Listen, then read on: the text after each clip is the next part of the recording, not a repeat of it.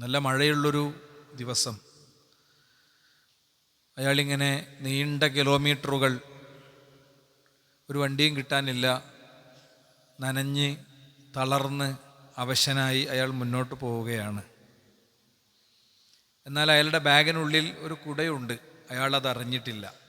ഇയാളുടെ ഒരവസ്ഥ എന്താണ്? നല്ല ശ്വാസം മുട്ടിൻ്റെ അസുഖമുള്ള ആളാണ്. അയാൾക്ക് വലിക്കാനുള്ള ഇൻഹീലർ അയാളുടെ കയ്യിൽ തന്നെയുണ്ട്. പക്ഷേ അയാളത് കണ്ടിരുന്നില്ല. അയാളുടെ ഒരു അവസ്ഥ എന്തായിരിക്കും? സ്വന്തമായി താമസിക്കാനൊരു വീടുണ്ട്. പക്ഷേ അത് തൻ്റെ വീടാണെന്ന് അയാൾക്ക് മനസ്സിലായിട്ടില്ല. അയാൾ തെരുവിൽ ഉറങ്ങുകയാണ്. അയാളുടെ ഒരു സ്ഥിതി എന്തായിരിക്കും? ഇതുപോലെയാണ് പലപ്പോഴും നമസ്കാരത്തിന് അല്ലാഹു സുബ്ഹാനഹു വ തആല പ്രഖ്യാപിച്ചിട്ടുള്ള ചില വലിയ മഹത്വങ്ങളും ചില വലിയ കാര്യങ്ങളുമുണ്ട്. അത് ആ ബോധ്യത്തോടെ അല്ല നമ്മൾ പലപ്പോഴും നിർവഹിക്കാറുള്ളത്. പൊതുവേ നമ്മൾ പറയും, ഞാൻ നല്ല ടൈറ്റാണ് എന്ന വാക്ക് ഉപയോഗിക്കാത്ത ആളുകൾ വളരെ കുറവാണ്. സാമ്പത്തികമായി വിഷമങ്ങൾ അനുഭവിക്കുന്ന ആളുകളാണ് പൊതുവേ സമൂഹത്തിൽ ഇന്ന് കൂടുതൽ. കഴിഞ്ഞ ദിവസം ഒരു നീണ്ട ടെക്സ്റ്റ് മെസ്സേജ് ഞാൻ വായിച്ചു. ഒരു മനുഷ്യൻ്റെതാണ്. നിത്യവൃത്തി ചെയ്ത് ജീവിക്കേണ്ട ഒരാളാണ്. അപ്പം അദ്ദേഹത്തിന് വാടക, അങ്ങനെ ഒരുപാട് പ്രശ്നങ്ങളുണ്ട്. അപ്പോൾ അദ്ദേഹത്തെ സഹായിക്കണം എന്നാണ് അദ്ദേഹം ആവശ്യപ്പെടുന്നത്.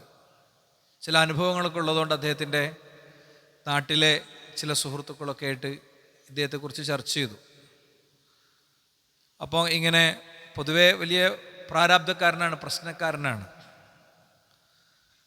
ഞാൻ പറയുന്നത്, ഒരു വ്യക്തി അയാളുടെ വിഷയം തുറന്ന് സംസാരിച്ചു. നമുക്കൊക്കെ അഭിമാന പ്രശ്നങ്ങളുള്ളതുകൊണ്ട് സംസാരിക്കുന്നുണ്ടാകില്ല. യഥാർത്ഥത്തിൽ നമസ്കാരം എന്നത് ഒരു വ്യക്തിയുടെ ആത്മീയവും ബൗദ്ധികവുമായ അഭിവൃദ്ധിക്ക് വേണ്ടി കൂടി അല്ലാഹു സുബ്ഹാനഹു വ തആല നിശ്ചയിച്ച ഒരു കർമ്മമാണ്. നമസ്കാരത്തെ നമ്മൾ അങ്ങനത്തെ ഒരു പ്രയോറിറ്റിയിൽ, അങ്ങനത്തെ ഒരു പ്രാധാന്യത്തിൽ എടുക്കാറുണ്ടോ എന്നുള്ളതാണ്. ഫർളായതുകൊണ്ട് ഏതെങ്കിലുമൊക്കെ ഒരു സമയത്ത് ഓടിക്കയറി വന്ന് അതാണ് ചെയ്ത് തീർത്ത് പോകുക. അല്ലെങ്കിൽ ഒരു മനസ്സിനൊരു കുത്തുണ്ട്, അതൊരു ഫർളായ കാര്യമാണെന്നുള്ളതുകൊണ്ടൊരു കുത്തുണ്ട് അല്ലേ. പക്ഷെ അതിൻ്റെ അപ്പുറം അതിനൊരു സൗന്ദര്യമുണ്ട്. നമസ്കാരത്തിനൊരു ആത്മാവുണ്ട്, അതിനൊരു സൗന്ദര്യമുണ്ട്. മഹാപണ്ഡിതന്മാരൊക്കെ അവർക്ക് മഹാരോഗങ്ങളൊക്കെ വന്നപ്പോൾ ആ രോഗത്തിൻ്റെ ചികിത്സയിൽ അവർ കാല് മുറിച്ച് നീക്കലൊക്കെ സർജറിയുടെ ആധുനിക കാലത്തിൻ്റെ സങ്കേതങ്ങളൊന്നും ഉപയോഗിക്കാത്തൊരു കാലത്ത് ചിലരൊക്കെ നിർദ്ദേശിച്ചത് എന്താണ്? ചിലരൊക്കെ നിർദ്ദേശിച്ചത്, ഞാനിങ്ങനെ ഖുർആൻ പാരായണം ചെയ്ത് ഒരു ലെവലിലേക്ക് എത്തുമ്പോൾ നിങ്ങൾക്കത് മുറിച്ച് നീക്കാം, പിന്നെ ഞാനത് അറിയില്ല എന്നാണ്. അപ്പം നമസ്കാരം എന്നത് ഒരുപാട് നമുക്ക് നേട്ടങ്ങൾ ഉണ്ടാക്കിത്തരുന്ന, ഒരുപാട് ഗുണങ്ങൾ നമുക്കുണ്ടാക്കി തരുന്ന ഒന്നാണ്. പക്ഷേ അതിനെ അങ്ങനെ തന്നെ അറിഞ്ഞും കണ്ടും മനസ്സിലാക്കിയോ നിർവഹിക്കാൻ നമുക്ക് സാധിക്കാറുണ്ടോ? അല്ലേ? ഒരു ഒടിഞ്ഞു തൂങ്ങി വളരെ അലസമായി അശ്രദ്ധമായിട്ടാണോ നമ്മൾ നമസ്കരിക്കാറുള്ളത്? അങ്ങനെയാണോ എന്നുള്ളത് നമ്മളൊന്ന് ആലോചിച്ചുകൊണ്ട്, ഞാൻ ഉൾപ്പെടെ, എന്നെയും കൂടി ഉൾപ്പെടുത്തിയാണ് ഞാൻ പറയുന്നത്, ആലോചിച്ചുകൊണ്ടാണ് ഇന്നത്തെ വിഷയം നമ്മൾ കേൾക്കേണ്ടത്. നോക്കൂ, നിങ്ങൾ ഖുർആൻ പറയാണ്, ഉമർ അഹ്ലക ബിസ്വലാത്തി, നീ നിൻ്റെ അഹ്ലിനോട്, നിൻ്റെ കുടുംബത്തോട് നീ നിസ്കാരം കൊണ്ട് കൽപ്പിക്കണം. വസ്തബിർ അലൈഹ, നീ അതിൽ ക്ഷമ അവലംബിക്കണം. വീട്ടിലുള്ള എല്ലാവരെയും കൂടി നിസ്കരിപ്പിക്കുക എന്നുള്ളത് വലിയൊരു പണിയാണ്. പ്രത്യേകിച്ച് മക്കളെയൊക്കെ നിസ്കരിപ്പിക്കലൊരു പണിയാണ്. ഒരുപാട് വട്ടം പറഞ്ഞാലേ നിസ്കരിക്കുള്ളൂ. അതുകൊണ്ട് വസ്തബിർ അലൈഹ, ക്ഷമാപൂർവം നീ ആ കാര്യം നിർവഹിക്കണം. ആ നമസ്കാരത്തിൽ നിന്ന് ഉള്ള ആത്മീയ ഗുണം ഉൾക്കൊണ്ട് നിനക്ക് ക്ഷമാലുവാകാൻ പറ്റണം. ലാ നസ്അലുക റിസ്ഖ, എന്നിട്ട് പടച്ചോൻ പറയാം, നിന്നോട് ഞാൻ ചെലവൊന്നും ചോദിക്കണില്ല, നിസ്കരിക്കണമെന്നേ പറയണുള്ളൂ. നഹ്നു നർസുഖുക്, നിങ്ങൾക്ക് തിന്നാൻ തരുന്നത് ഞാനാണ്. വൽആഖിബത്തു ലിത്തഖ്വ, യഥാർത്ഥ പര്യവസാനം തഖ്വക്കാണുള്ളത്. അപ്പോൾ ഇവിടെ നമ്മൾ കൃത്യമായി വായിക്കുന്നു, നമസ്കാരത്തെയും റിസ്ഖിനെയും ബന്ധിപ്പിച്ചിട്ടാണ് ഖുർആൻ പറയുന്നത്. നിങ്ങൾ നിസ്കരിച്ചോളൂ, റിസ്ഖ് നമ്മൾ തരുന്നതാണ്. നിങ്ങൾ നമസ്കരിച്ചോളൂ, നമസ്കാരം മുറപ്രകാരം നിർവഹിക്കുന്ന ഒരു വ്യക്തിയുടെ റിസ്ഖ് വൽആഖിബത്തു ലിത്തഖ്വ, തഖ്വയാർന്ന ആരാധനകൾക്ക്, അനുഷ്ഠാനങ്ങൾക്ക്, നമസ്കാരങ്ങൾക്ക് അതിൻ്റെ പ്രതിഫലനം ഉണ്ട് എന്നാണ്. അപ്പോൾ പലപ്പോഴും ഇതൊക്കെ വളരെ പെർഫെക്റ്റായി ചെയ്യുന്നതിൽ നമുക്കുള്ള തടസ്സം എന്താണ്? നമുക്ക് ഇത് വളരെ കൃത്യമായി ചെയ്യുന്നതിൽ നമുക്കുള്ള തടസ്സം: ഒന്ന്, അത് ജമാഅത്തായി നിർവഹിക്കുക; രണ്ട്, നിർദ്ദേശിക്കപ്പെട്ട എല്ലാ തത്വങ്ങളും പാലിച്ച് നിർവഹിക്കുക. ഇതിൻ്റെയൊക്കെ തടസ്സം എന്താ? നമ്മളെ ദുന്യാവാണ് തടസ്സം, അല്ലേ? വെറുതെ ഒന്ന് ചിന്തിച്ചു നോക്ക് നിങ്ങൾ.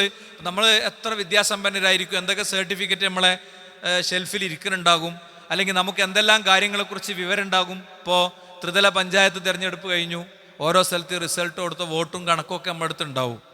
എന്നാൽ സുബ്ഹാന റബ്ബിയൽ അഅല എന്ന് പറഞ്ഞതിൻ്റെ അർത്ഥം എന്താ? സമിഅ അല്ലാഹു ലിമൻ ഹമിദ എന്ന് പറഞ്ഞതിൻ്റെ അർത്ഥം എന്താ? ചെറിയ വാക്കാണ്, എത്രയോ കൊല്ലായി പറയുന്നുണ്ട്, അല്ലെ? എത്രയോ കൊല്ലായി പറയുന്നുണ്ട് അത്തഹിയ്യാതു ലില്ലാഹ്. നമ്മൾ അത്തഹിയ്യാത്ത് തുടങ്ങണം. എന്താ അതിൻ്റെ അർത്ഥം? എന്താണ് അതിൻ്റെ അർത്ഥം? അല്ലേ? അല്ലാഹുമ്മ ഗുഫിർലി, അല്ലാഹുമ്മ ഗുഫിർലി എന്നുള്ളതിൻ്റെ അർത്ഥം ചിലപ്പോൾ അറിയണ്ടാവും. അതിൻ്റെ ബാക്കിയോ? ദിക്റുകൾ, നിസ്കാരത്തിൽ തന്നെ പ്രാരംഭ പ്രാർത്ഥന എന്നുള്ളവർക്ക് 10-ലധികം അദ്കാറുകൾ അല്ലാഹുവിൻ്റെ റസൂൽ പഠിപ്പിച്ചിട്ടുണ്ട്.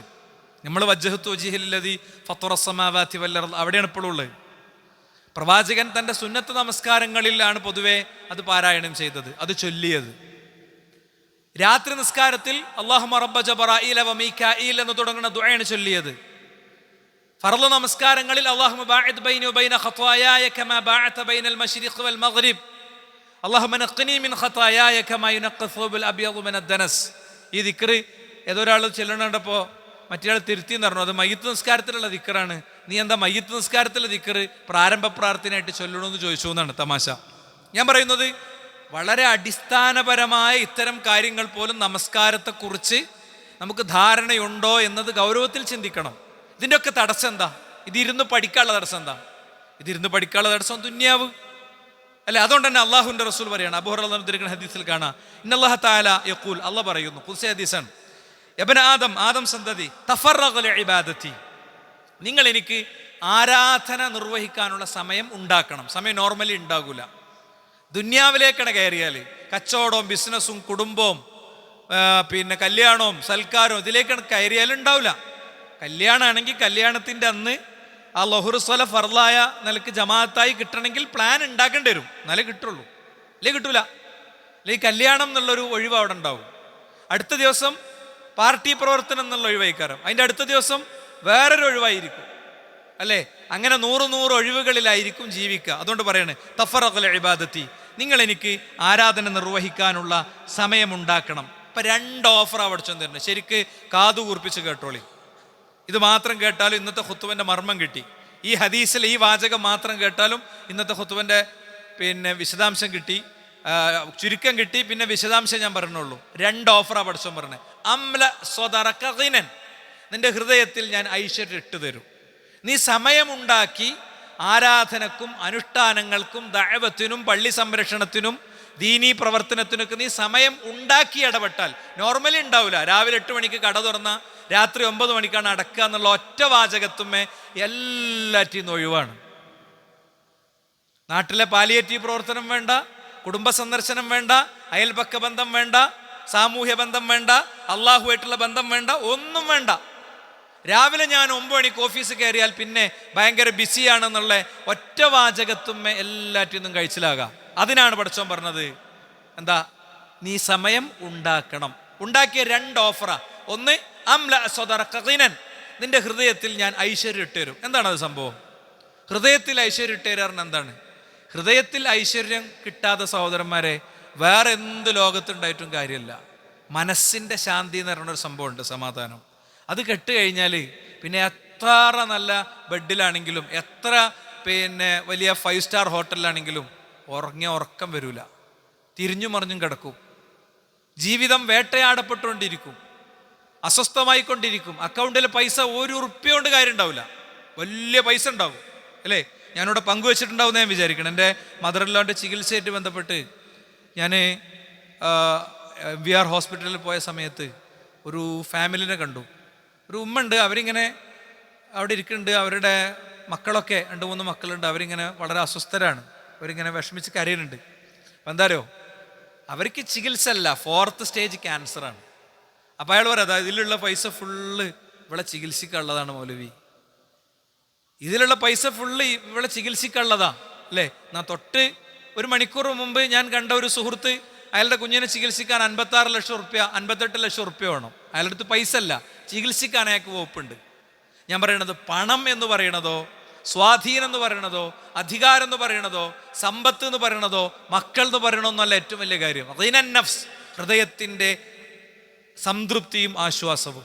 നിങ്ങൾ വെറുതെ ചിന്തിച്ചു നോക്കി, നമുക്ക് നമ്മളെ മക്കളെങ്ങനെ നോക്കുമ്പോൾ തോന്നാണ്, എൻ്റെ കുട്ടികളെന്താ അങ്ങനെ ഒക്കെ കറുത്തിട്ടാണല്ലോ, അവൻ്റെ ഫേസ് എന്താ അങ്ങനെ, അല്ലെ നമ്മളെ ഭാര്യനെ എങ്ങനെ നോക്കുമ്പോൾ നമുക്ക് തോന്നുകയാണ് എന്താ പോലെ കോലം അല്ലേ. നേരെ മറിച്ച് എത്ര പ്രായമാണെങ്കിലും നമ്മളെ ഭാര്യനെ നോക്കുമ്പോൾ, അവളെ കവിള് കാണുമ്പോൾ, അവളെ ശരീരം കാണുമ്പോൾ, അവളൊന്നിച്ച് ഉറങ്ങുമ്പോൾ നമുക്ക് കിട്ടുന്ന ഒരു റാഹത്ത്, അതിലേറെ വലിയ ഗിഫ്റ്റ് എന്താ സഹോദരന്മാരെ ലോകത്ത്?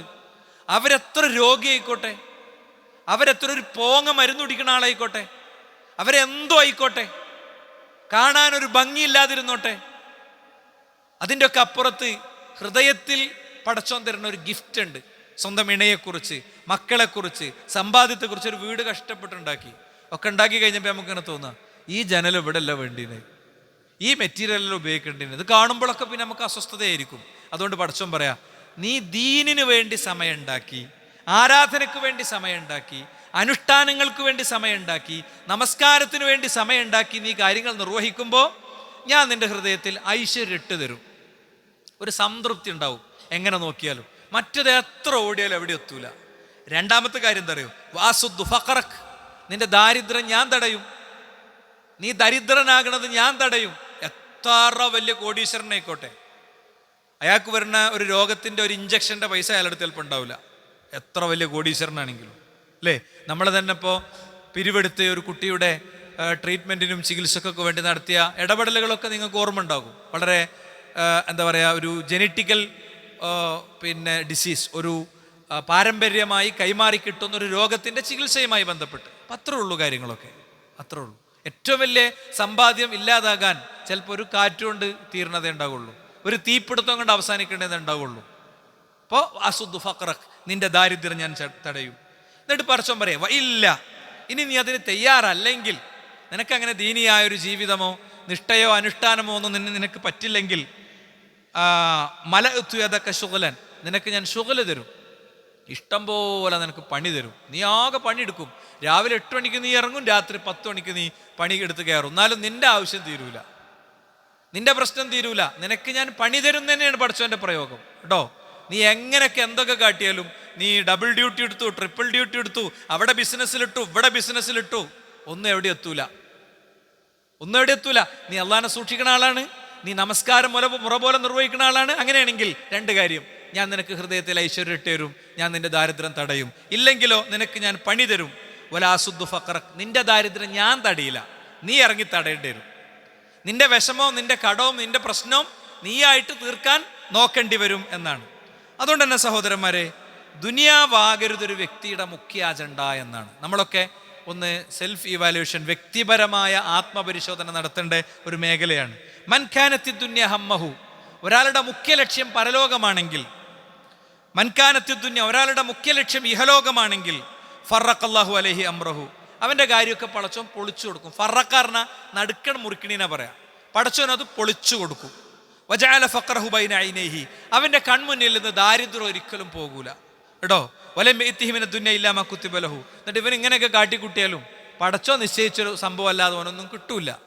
അപ്പം അവൻ ഉണരുന്നതും ഉറങ്ങുന്നതും ഒക്കെ എല്ലാതും എന്തിനാ? ആകെ അവൻ്റെ മുന്നിൽ അവൻ്റെ കട മാത്രമേ ഉള്ളൂ, അവൻ്റെ ബിസിനസ് മാത്രമേ ഉള്ളൂ, അവൻ്റെ എന്താ പറയുക ജോലി മാത്രമേ ഉള്ളൂ. അതിൻ്റെ അപ്പുറത്ത് രാവിലെ ഒരു അലാം ക്ലോക്ക് അടിക്കണില്ല സുബഹി സ്വലക്ക് വേണ്ടിയിട്ട്. അവനൊരു ദിക്ർ ചൊല്ലാൻ നേരല്ല, ഒരു പേജ് ഖുർആൻ ഓതാൻ അവന് സമയമല്ല, അവൻ്റെ ജീവിതത്തിലെ ഹറാമുകളെ എടുത്തൊഴിവാക്കാൻ അവന് പറ്റണില്ല. അവന് ഫാഷനും ട്രെൻഡും ആഘോഷവും ഒക്കെ ആയിട്ട് അങ്ങനെ ജീവിച്ചു പോവുകയാണ്. അങ്ങനത്തെ ഒരു സ്ഥിതിയാണ് അവൻ്റെതെങ്കിൽ അല്ലാഹു സുബ്ഹാനഹു വ തആല പറയാം, അവൻ്റെ പ്ലാനൊക്കെ ഞാൻ പൊളിച്ചു കൊടുക്കും. എന്നാലോ ഒമൻ കാനത്തിൽ ആഖിറത്തു നിയ്യതഹു, ഒരാളുടെ ലക്ഷ്യം പരലോകമാണെങ്കിൽ ജമഅ അല്ലാഹു ലഹു അംറഹു, അള്ളാഹു അവൻ്റെ പ്ലാനൊക്കെ അവന് കൃത്യമാക്കി കൊടുക്കും. വജഅല ഗിനാഹു ഫീ ഖൽബിഹി, അവൻ ഹൃദയത്തിൽ ഐശ്വര്യം ഇട്ട് കൊടുക്കും. വഅതതുഹു ദുനിയ വഹിയ റാഗിമ, അവൻ ആവശ്യമുള്ളത്ര പരലോക ദുനിയാവ് അവൻ അള്ളാഹു കൊടുക്കുകയും ചെയ്യും. അവൻ എത്രയാണോ ആവശ്യമുള്ള അത്ര ദുനിയാവ് അല്ലാഹു സുബ്ഹാനഹു വ തആല അവന് കൊടുക്കുകയും ചെയ്യും എന്നാണ്. അപ്പം അതുകൊണ്ട് തന്നെ നമ്മൾ ഈ പറഞ്ഞ അസ്ല് നമ്മളൊന്ന് പരിശോധിക്കണം. നമ്മളെങ്ങനെയാണ് നമ്മളെ ജോലിയും ബിസിനസ്സും തിരക്കും കടവും കള്ളിയും കച്ചവടവും പറഞ്ഞിട്ട് നമുക്ക് അടിസ്ഥാനങ്ങൾ ശ്രദ്ധിക്കാൻ കഴിയാതെ പോകുന്നുണ്ടോ? ഒരു വ്യക്തിയുടെ നിസ്കാരം എന്നുള്ളത് അവരുടെ അടിസ്ഥാനം. നിസ്കാരമല്ലെങ്കിൽ പേരുകൊണ്ട് ആധാർ കാർഡിൽ പേരുണ്ടായിട്ട് ഒരു കാര്യമില്ല. അവൻ ഇസ്ലാമിക സമൂഹത്തിൻ്റെ ഭാഗം അല്ല. നിസ്കാരം എപ്പോഴെങ്കിലും നിർവഹിക്കലല്ല, എല്ലാം കൂടി കൂട്ടിയിട്ട് ഒറ്റ ഫയലാക്കിയിട്ട് പഠിച്ചോന് കൊടുക്കലല്ല. മറിച്ച് അതിന് സമയമുണ്ട്, ആ സമയത്ത് നിർവഹിക്കണം. ആ സമയത്ത് അത് നിർവഹിക്കണില്ല, കളിയും പിന്നെ സ്പോർട്സും ഗെയിംസും കച്ചവടവും ഗെയിമും ഇങ്ങനെ അതിമങ്ങനെ പോവാണ്. ചെറുപ്പക്കാർ കുട്ടികളോട് പ്രത്യേകിച്ച് പറയാണ് കേട്ടോ, അതിമങ്ങനെ പോവുകയാണ്. നമസ്കാരം എപ്പോഴെങ്കിലുമൊക്കെ നിർവഹിക്കുന്ന ആളാണ്, അത് പഠിച്ചെടുക്കൂല, ഒരു സംശയം വേണ്ട. നമുക്ക് തോന്നുമ്പോൾ ഇങ്ങനെ നിർവഹിക്കുക, അതല്ല. അതിന് പടച്ചോ നിശ്ചയിച്ചൊരു സമയമുണ്ട്. അവല് വക്തിൽ നിസ്കരിക്കണത് പടച്ചോൻ എടുക്കും, വക്ത് തെറ്റിയത് പിന്നെ പടച്ചോൻ ഉദ്ദേശിച്ചാൽ എടുക്കുന്ന ഹദീസിലുള്ളത്. അതുകൊണ്ട് തന്നെ മുൻഗാമികളെ സംബന്ധിച്ചിടത്തോളം അവരെന്താ ചെയ്തിരുന്നത്? കാനു യബിഊന വയശ്തറൂൻ, അവർ കച്ചവടമൊക്കെ നിർവഹിക്കാറുണ്ടായിരുന്നു, വാങ്ങാറുണ്ടായിരുന്നു, കൊടുക്കാറുണ്ടായിരുന്നു. വലാകിൻ കാന അഹദുഹും ഇദാ സമിഅ നിദാ, പക്ഷേ അവർ ബാങ്ക് കേട്ടാൽ വൽ മീസാനു ഫിയദിഹി, അവർ ത്രാസ് അവരുടെ കയ്യിലുണ്ടാകും. അപ്പം എന്ത് ചെയ്യും? ആ ത്രാസ് അവരവിടെ വെക്കും. ഖഫലഹു, അതവിടെ വെക്കും. അഖ്ബല ഇല സ്വലാ, നിസ്കാരത്തിലേക്ക് പുറപ്പെടുന്നതാണ്. അത്ര കണിശായിരുന്നു. മുമ്പ് നമ്മൾ പഠിച്ചിട്ടുണ്ട്, ഉമർ ഇബ്നുൽ ഖത്താബ് റളിയല്ലാഹു അൻഹു തോട്ടത്തിൽ ജോലി ചെയ്ത് അദ്ദേഹത്തിൻ്റെ അസ്ർ സ്വല പോയപ്പോൾ അദ്ദേഹം ആ തോട്ടം തന്നെ വേണ്ടെന്ന് വെച്ചു എന്നാണ്. നമ്മളെന്താ പറയുക, അതൊക്കെ കുറച്ച് ഏറെയാണ് അല്ലേ? അത് ഈമാനിൻ്റെ ലെവൽ അനുസരിച്ചാണ്. നമ്മുടെ ഈമാനിൻ്റെ ലെവൽ അനുസരിച്ചാണ് നമ്മുടെ തീരുമാനങ്ങൾ ഉണ്ടാകുക.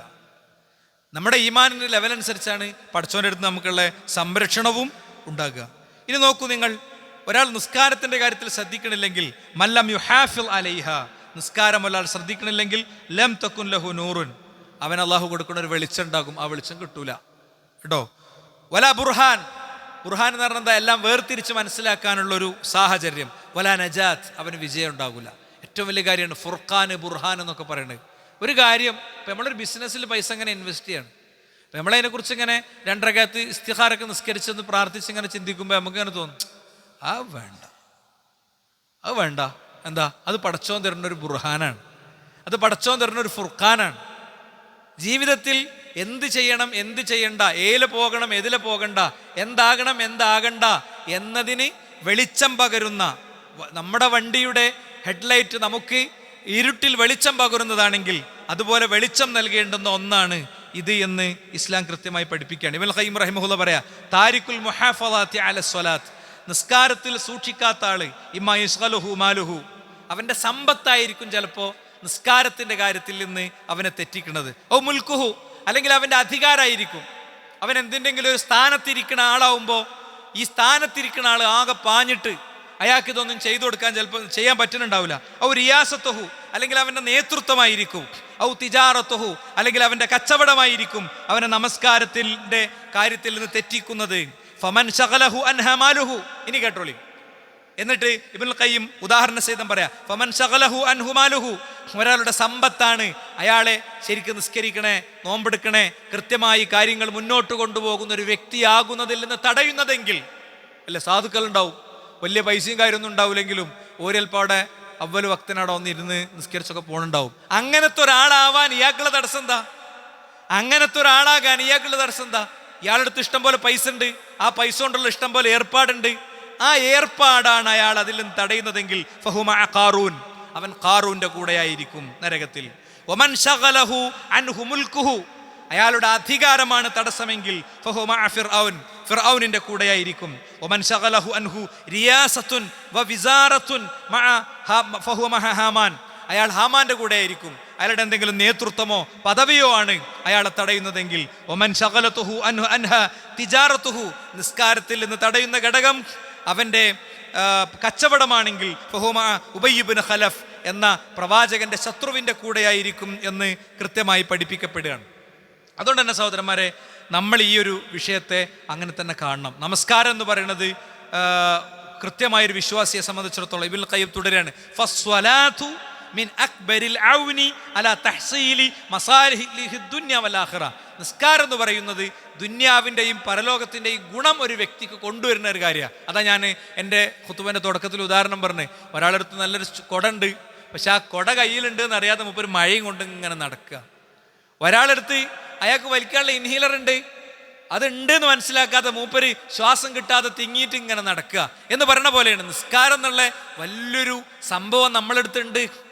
ആ ഫീച്ചറിന്, അതിൻ്റെ വ്യത്യസ്തമായ ഫീച്ചറിൽ ഒന്നാണെന്ത്, അതുകൊണ്ട് പടച്ചോൻ തരുന്ന ഗുണങ്ങളിൽ ഒന്നാണെന്ത്, നമ്മളെ ജീവിതത്തിലും കുടുംബത്തിലൊക്കെ ഉണ്ടാകുന്ന ഐശ്വര്യം അത് കിട്ടാതെ പോകുന്നു എന്നുള്ളതാണ്. ദുന്യാവിന്റെ ഫസാദുകളെ അത് തടയും, വൽ ആഖിറ പരലോകത്തിന്റെയും. വഹിയ മനാഹത്തുൻ അനിൽ ഇസ്മി, പാപത്തിൽ നിന്ന് വിശ്വാസിയെ തടയും. വദാഫിഅത്തുൻ ലി അദ്വാഇൽ ഖുലൂബ്, ഹൃദയങ്ങളുടെ രോഗങ്ങളെ അത് തടയും. വ മത്രദത്തുൻ ലിദ്ദാഇ അനിൽ ജസദ്, ശരീരത്തിന് വരുന്ന രോഗങ്ങൾ അത് ഇല്ലാതാക്കും. നമുക്ക് അങ്ങനെ നിയത്തുണ്ടായാലുണ്ടോ? നമ്മളെ നിയത്ത് എന്താ? ഉസല്ലി സ്വലാത്തുൽ ളുഹർ അർബഅ റകഅത്തിൻ മുതവജ്ജിഹൻ ഇലൽ ഖിബ്ലത്തി അദാഅൻ ലില്ലാഹി തആല. പ്രിപ്പയർഡ്. അതിൻ്റെ അർത്ഥം ചിലപ്പോൾ ചില ആൾക്കാർക്ക് അറിഞ്ഞോളുന്നില്ല. അങ്ങനെ ഒരു നിയത്ത് ഇസ്ലാം പഠിപ്പിച്ചിട്ടില്ല. നേരെ തിരിച്ച് നമ്മൾ സ്വഫിലേക്ക് നിൽക്കുമ്പോൾ നമുക്ക് ഉണ്ടാകേണ്ട നിയത്ത് അത്, പടച്ചോനെ ഈ നിസ്കാരം കൊണ്ട് നീ പ്രഖ്യാപിച്ച ഒരുപാട് കാര്യമുണ്ട്, ഇതെൻ്റെ പരലോകത്ത് ആദ്യമായിട്ട് വിചാരണയ്ക്ക് വരുന്ന കാര്യമാണ്. പടച്ചോനെ ഇതെൻ്റെ ശരീരത്തിലേക്ക് വരുന്ന രോഗങ്ങളെ തടയുന്ന കാര്യമാണ്, ഇതെൻ്റെ സാമ്പത്തിക രംഗത്ത് എനിക്ക് വളർച്ച തരുന്ന കാര്യമാണ്. ഇതൊരു സെക്കൻഡിൽ നമുക്ക് ആലോചിച്ചെടുത്ത് അതിലേക്കാണ് നിൽക്കുമ്പോൾ ഓർമ്മയൊന്നും എലിയും പോകില്ല, ഓർമ്മയ്ക്ക് അവിടെ നിൽക്കും. കാരണം എനിക്ക് ഗുണമുള്ള കാര്യമാണ്, ഞാനിത് ശരിക്കും ശ്രദ്ധിച്ച് നിർവഹിച്ചാലേ എനിക്കതിൻ്റെ ഗുണം കിട്ടൂ എന്ന ബോധ്യത്തോടു കൂടെ പടച്ചോൻ്റെ മുന്നിൽ ചെല്ലുമ്പോൾ അത് വെറും ആംഗ്യങ്ങളായി മാറൂല കേട്ടോ. മറവിയൊക്കെ വരാം. പ്രവാചകൻ സ്വല്ലല്ലാഹു അലൈഹി വസല്ലം നിങ്ങൾക്ക് മറവി വന്നിട്ടില്ലേ? അതുകൊണ്ടാണ് സഹവിൻ്റെ സുജൂദ് നമ്മൾ പഠിച്ച്. പക്ഷേ എല്ലാ വക്തും എല്ലാ നിസ്കാരവും കയ്യിൽ നിന്ന് പോകാറുള്ളൊരവസ്ഥ ഉണ്ടല്ലോ. എല്ലാ വക്തും എല്ലാ നിസ്കാരവും ഒന്നും ഒരു മിനിറ്റ് പോലും അതിൻ്റെ പ്രാർത്ഥനകളിൽ ശ്രദ്ധിച്ച് മുന്നോട്ട് പോകാൻ പറ്റണില്ല. അവർക്കുള്ള പരിഹാരമാണ് അല്ലേ? നിസ്കാരത്തിൽ നിന്ന് അശ്രദ്ധമാകുന്നതിൽ നിന്ന് രക്ഷപ്പെടുത്തുന്ന 33 പരിഹാരങ്ങൾ പണ്ഡിതന്മാർ പറഞ്ഞിട്ടുണ്ട്. 2-3 വർഷങ്ങൾക്ക് മുമ്പ് നമ്മൾ പറയാൻ ശ്രമിച്ചിട്ടുണ്ട് ഈ മെമ്പറിൽ. അത് എന്താ? അതിലൊന്നാണെന്ത്? നിസ്കാരത്തിനാണ് നിൽക്കുമ്പോൾ ഓർക്കുക. എന്താ അത്? എൻ്റെ ദുന്യാവിൻ്റെ നേട്ടങ്ങൾ, പരലോകത്തിൻ്റെ നേട്ടങ്ങൾ. അത് എനിക്ക് ദുന്യാവിൽ നിന്നുണ്ടാകുന്ന ദുരന്തങ്ങൾ, പരലോകത്തു നിന്നുണ്ടാകുന്ന ദുരന്തങ്ങൾ. അതെനിക്ക് പാപങ്ങളിൽ നിന്നുള്ള മോചനം, അതെനിക്ക് ഹൃദയത്തിൻ്റെ രോഗങ്ങളിൽ നിന്നുള്ള മോചനം. അതുപോലെ തന്നെ എന്നെ സംബന്ധിച്ചിടത്തോളം എൻ്റെ ശരീരത്തിലേക്ക് വരുന്ന ശാരീരിക രോഗങ്ങളുടെ മോചനം. ഇതൊക്കെയാണ് എന്ന് ചിന്തിക്കുക. ഓ മുനവ്വിറത്തുൽ ഖൽബ്, ഹൃദയത്തെ പ്രകാശിപ്പിക്കുന്നതാണ്. ഓ മുബയ്യലത്തുൽ വജ്ഹ്, എൻ്റെ മുഖത്തിന് വെളിച്ചം പകരുന്നതാണ്. ഓ മുൻഷിത്തത്തുൽ ജവാരിഹ് വൻ നഫ്സ്, എൻ്റെ ശരീരത്തിലെ അവയവങ്ങൾക്ക് മനസ്സിന് ഉണർവ് നൽകുന്നതാണ്. വജാലിയത്തുൽ റിസ്ഖ്, എനിക്ക് എൻ്റെ വരുമാനം വർദ്ധിപ്പിച്ചു തരുന്നതാണ്. ഇതൊക്കെയാണ് നിസ്കാരം. ആയുസ്സിൽ എത്ര വക്ത് നമ്മൾ നിസ്കരിച്ചു? ഏതെങ്കിലും ഒരു വക്തിന് മുമ്പ് ഇങ്ങനെ ആലോചിക്കാൻ നമുക്ക് പറ്റിയിട്ടുണ്ടോ? അല്ലേ? ഏതെങ്കിലും ഒരു വക്തിന് മുമ്പ് നമുക്കിങ്ങനെ ആലോചിക്കാൻ പറ്റിയിട്ടുണ്ടോ? സഹോദരന്മാരെ, ശുഐബ് അലൈഹി ഇസ്ലാമയോട് അദ്ദേഹത്തിൻ്റെ ജനത പറഞ്ഞ കംപ്ലൈൻറ്റ് എന്താ? ശുഐബ് അലൈഹി ഇസ്ലാം തൗഹീദ് പറയാൻ തുടങ്ങിയപ്പോൾ ജനങ്ങളെതിരായി. തൗഹീദ് പറയാൻ തുടങ്ങി അങ്ങനെയാണ്, അള്ളാഹനെ മാത്രം ആരാധിക്കണം, അവനെ മാത്രമേ വിളിക്കാൻ പാടുള്ളൂ എന്ന് നമ്മൾ പറഞ്ഞാൽ അതെങ്ങനെ ജനതയുടെ കാലിൻ്റെ ചോട്ടിൽ കിടന്ന് പറഞ്ഞാലും വഹീൻ്റെ പ്രവാചകനാ പറയണത്. ഒരു നബി പോലും ഒരു നാട്ടിൽ നിന്ന് ആട്ടിയോടിക്കപ്പെടാത്തതില്ല എന്നാണ്. ഹിജറ പോകാത്തൊരു നബി ഇല്ല. അതവരെ ശൈലി വയച്ചുകൊണ്ടൊന്നുമല്ല, വിഷയം അതിൻ്റെ മർമ്മത്തിലേക്ക് എത്തിക്കൊള്ളുമ്പോൾ ആളുകൾക്ക് അസ്വസ്ഥത ഉണ്ടാകും. അസ്വസ്ഥതയ്ക്ക് മുന്നിൽ വളരെ ശാന്തമായി നിൽക്കണം അല്ലേ? അവരെ പോലെ അതേ ഭാഷയിൽ പറയല്ല, അവരെ പോലെ അതേ ശൈലി സ്വീകരിക്കല്ല, വളരെ ശാന്തമായി പറയണം. ശുഐബ് അലൈഹി ഇസ്ലാമിയുടെ ജനത ഇഷ്ടപ്പെട്ടിരുന്ന ആളുകൾ അദ്ദേഹത്തോട് എന്ന് പറഞ്ഞ കംപ്ലൈൻറ്റ് കേട്ടോ. യാ ശുഐബ്, ഓ ശുഐബേ,